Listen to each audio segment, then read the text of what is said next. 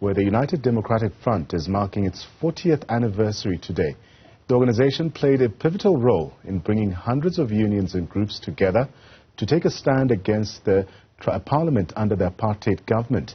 The introduction of that parliament sought to give limited political power to the coloured and Indian population of South Africa, while still excluding the majority black population. The group's commemorative celebrations are underway at the Johannesburg City Hall.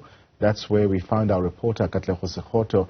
Katleho, what can we expect to see at today's event?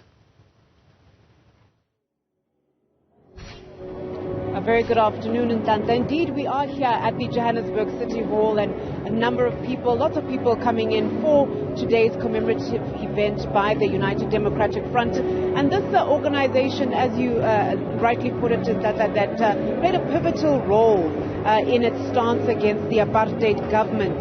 And, you know, organizing about 400 organizations at the time to stand against some of the policies that the apartheid government sought to implement, which would be, in their light, in their respect, divisive within the South African landscape. And so it is about commemorating the pivotal role that the UDF played between 1983, since its inception, as well as when it ended in 1991. Obviously making way for the ANC to take over as the governing party. And we are expected to hear from President Cyril Ramaphosa giving a keynote address. But to get more on the organization's legacy and the role that it's played 40 years on, I do have with me Mr. Mohammed Valli Moosa to speak to us about today. Mr. Moosa, thank you for your time. The legacy of the UDF, considering the problems that South Africa still faces, the political problems that we still face, what are your sentiments as an organization today? Well, today is exactly 40 years since the United Democratic Front was formed.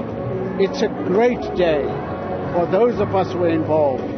And all of the leaders and activists, the people who were in prison, are coming together today here in the Johannesburg City Hall to remember one of the most successful mass movements that the world has ever seen, which is what resulted in the downfall of the apartheid regime and the adoption of a democratic constitution. So in the first place, today it's a remembrance and it's a celebration of a great movement. But it's also a day on which we will be remembering the many freedom fighters who were killed by the apartheid forces, people who lost their lives. We will remember them and we will weep for them. But we're not only here to remember, we are also here to recommit ourselves, because today we are free, yes.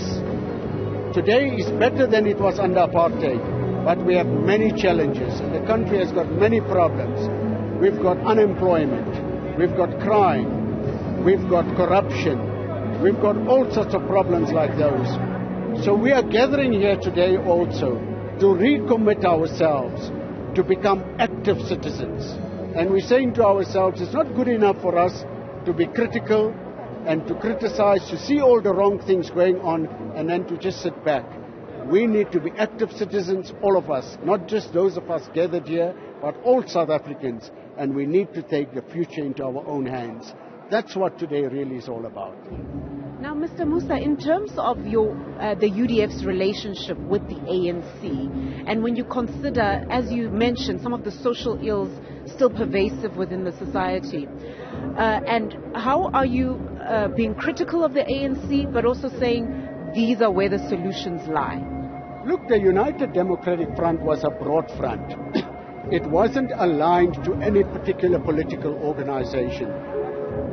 Yes, the ANC supported the UDF in the 80s fully, but the UDF itself was not aligned, and we had many people from different schools of thought, different political persuasions who were part of the United Democratic Front. So when we celebrate here today, we're doing it as that, we're doing it as a broad front.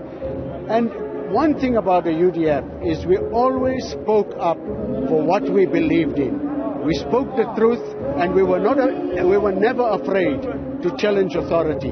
So today, many people here would be supporters of the ANC, but that's not going to stop them from talking the truth and from saying that we want our ward councillors, we want our MPs, we want our MPLs to be accountable to the people. Where are they? That's what you're going to hear people saying here. That doesn't mean they are not supporters of the ANC, necessarily.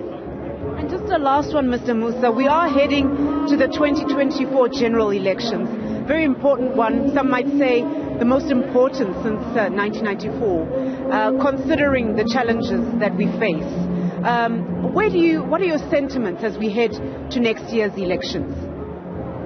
Well, next year's elections are very important. Today we will be making a call on everybody to register as voters and to participate in the elections. Because the only way to make our democracy really work is if everybody goes and vote. We're not telling people who to vote for, but we're saying go out there and vote. Ensure that you are counted and make your voice heard, and that's the opportunity for us to do it. So we definitely will be encouraging people to do everything they can to register and to vote, especially younger people who are not registered. This democracy has people who are gathered here today have paid a very high price for this democracy. Don't take it lightly. You must value it by going to vote. Thank you so much for your time, Mr. Moosa. Then, you've heard it there from Mr. Mohammed Valli Moosa, who played a pivotal role in leading the UDF, since its inception, 1983 to 1991, and outlining the important role that it played then, but still taking note of the challenges that South Africans still face now, and the importance of the vote as we head to the general elections next year. And so, yes, it is a celebration of the 40-year-old organization, reflecting on what's happened, but also looking at the current challenges which still exist. Our reporter Katleho Sekhotho out at Johannesburg's City Hall this afternoon.